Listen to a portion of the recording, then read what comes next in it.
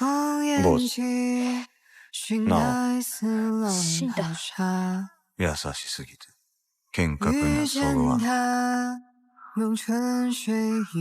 お前は今日から剣心と名前。这个长相酷似陈浩南的男子，乃是幕末最强杀手千人斩拔刀斋的师傅比古清十郎。此人极为神秘，出场不多，但其实力却堪称扫地僧般的存在。据说光是其披风就足有80斤重。下面请跟着学徒的解说细细品味。20年前，盗匪猖獗，民不聊生。比古途经一处荒郊，他偶遇一个小男孩，正以刀掘坟，可埋葬的竟是恶贯满盈的盗匪。比古甚感奇怪，这个名叫心泰的男孩无父无母，就连姐姐也刚刚死于盗贼之手。但饶是如此，他仍是心怀善良。盗贼虽然可恶，但死后也不过是一具尸体罢了。比古被其善意打动，决定收他为唯一的弟子。从此，心泰改名剑心，成为飞天御剑流第14代继承人。这是一种以神速拔刀著称的古流剑术，唯有身材高大健硕之人方能发挥威力。比古身形高大，足有1.8米，这在电影所处年代极为少见，因为彼时日本男性的平均身高只有1.56米。学徒以为比古收剑心为徒固然是因其秉性善良，但另一方面又何尝不是因为高个子的徒弟太难寻觅。剑心虽身材娇小，但凭借过人天赋，最终却也习得奥义。乱世中，剑心为了和平的理想，不惜违背师训，成为了杀人如麻的刽子手。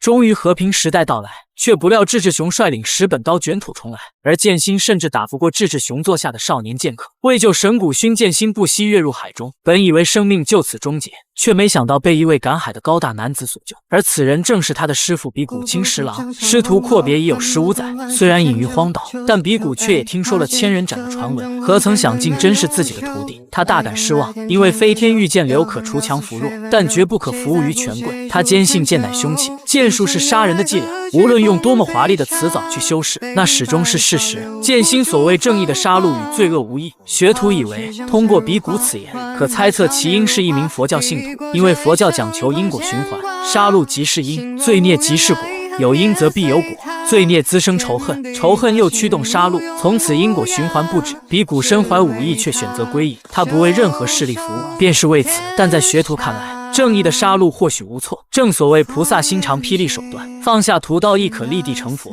剑心在落下第2刀伤疤时就已明白了师父的教导，但他心有不甘。如今他不忍坐视志志雄毁灭日本，他扑通跪倒，恳求师父将最终奥义天降龙闪传授给自己，是要下山击败志志雄。比古面色顿变，但很快平复，因为剑心哪里知道，待他学成最终奥义之时，便是师父殒命之日。飞天御剑流世代单传，可比古还是答应了剑心，但只是随手抄起了一根木棍，二人的对决就此展开。剑心持刀前冲，欲近身战斗，比古立刻踢出水桶迎击，破掉了剑心攻势。此招意在让其冷静，而剑心心意已决，再次发起攻击。比古以双手上段持刀，朝剑心劈斩而来。剑心后撤闪避，随后也以双手刀劈面斩向比古，在比古后撤闪躲之际，迅速朝其下路斜斩2刀，同时立刻举刀向上撩斩，比古后仰避开。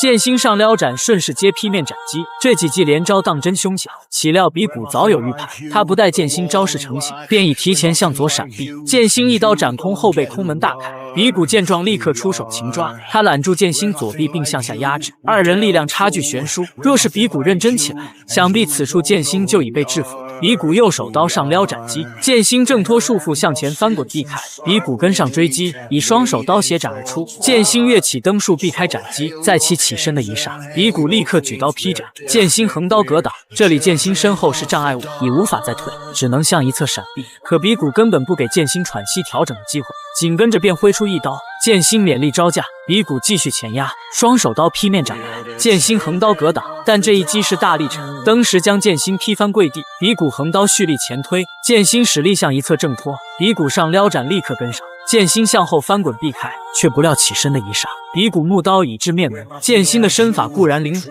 但在师傅真正的实力面前并无效果，接连的4记翻滚耗费了他太多体力，而师傅更似闲庭信物。比古伸手挑衅，剑心愤怒的挥刀横斩下路，比古当即力刀格挡，同时出脚踹击，剑心顺势回身横斩，比古以撩斩迎击，并立刻切换双手刀劈斩，登时将剑心兵器压制，再一次将其制服。随后比古连续出刀挥砍，剑心狼狈闪躲，在其踉跄之际，比古立刻跃起出右腿正蹬，登时将剑心踢飞数米。电影此处比古嘶吼，应是在向李小龙致敬。在剑心将要起身的一瞬，比古已从高处飞身斩，正是飞天御剑流的代表性招式龙锤手，是从空中以腰和脚的摆动向下做出猛烈肘击，这也是剑心较为常用的招式，但与师傅比起来却少了几分死。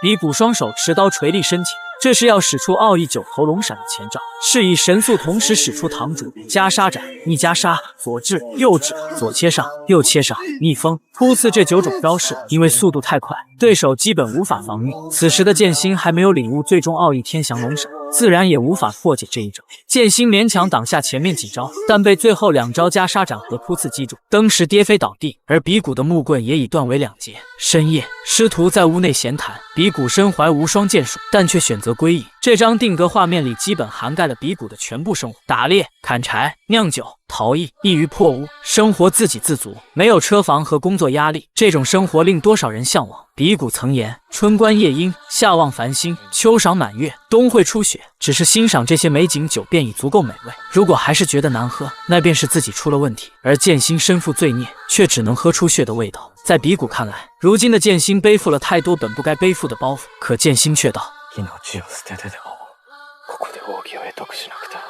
比古听罢大感愤怒，他认为剑心愚不可及，直到现在都没能发现自身欠缺的东西。他给剑心留了最后一吻，如果还不能领悟，必会丧命于此。剑心欠缺的到底是什么？师徒2人谁能活下来？竹林之战将会揭晓。